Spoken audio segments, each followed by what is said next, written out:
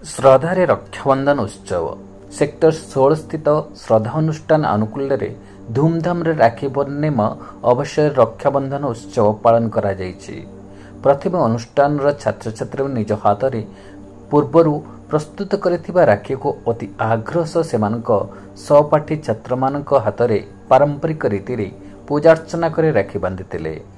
ସହରର ବିଭିନ୍ନ ସାମାଜିକ ଅନୁଷ୍ଠାନ ସମେତ ଅଭିଭାବକମାନେ ଉପସ୍ଥିତ ରହି କାର୍ଯ୍ୟକ୍ରମରେ ପିଲାମାନଙ୍କୁ ଉତ୍ସାହିତ କରିଥିଲେ।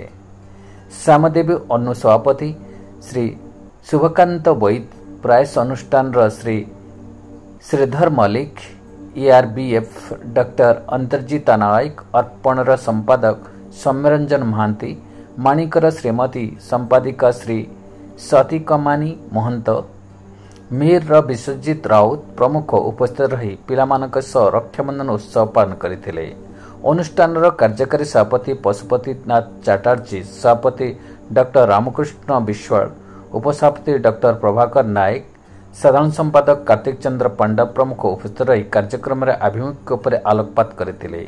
ମାନସିକ ଭିନ୍ନକ୍ଷମ ପିଲାମାନଙ୍କ ପାଇଁ ଅଭିଭାବକଙ୍କର ସ୍ୱତନ୍ତ୍ର ଶିକ୍ଷକ, ସ୍ୱତନ୍ତ୍ର ବିଦ୍ୟାଳୟର ବ୍ୟତୀତ ସମାଜ ଏବଂ ସରକାରଙ୍କର ଗୁରୁତ୍ୱପୂର୍ଣ୍ଣ ଭୂମିକା ରହିଛି ଏମାନଙ୍କୁ ଥଇଥାନ କରି ମୁଖ୍ୟ ସ୍ରୋତରେ ସାମିଲ କରିବା। ପ୍ରୀତି ବାରିକ, ସୁଜାତା ରାଉତ, ଅଞ୍ଜଳି ମହାରଣା, ସୁକୁମାର ପାଣ୍ଡବ, ଧୀରେନ ଓଝା ଓ ସନ୍ତୋଷୀ କୁମାର ପ୍ରମୁଖ କାର୍ଯ୍ୟକ୍ରମ ପରିଚାଳନା କରିଥିଲେ। ଶେଷରେ ଉପସଭାପତି ଡକ୍ଟର ପ୍ରଭାକର ନାୟକ ଧନ୍ୟବାଦ ଅର୍ପଣ କରିଥିଲେ। ରାଉରକେଲାରୁ bureau report, Odisha city news.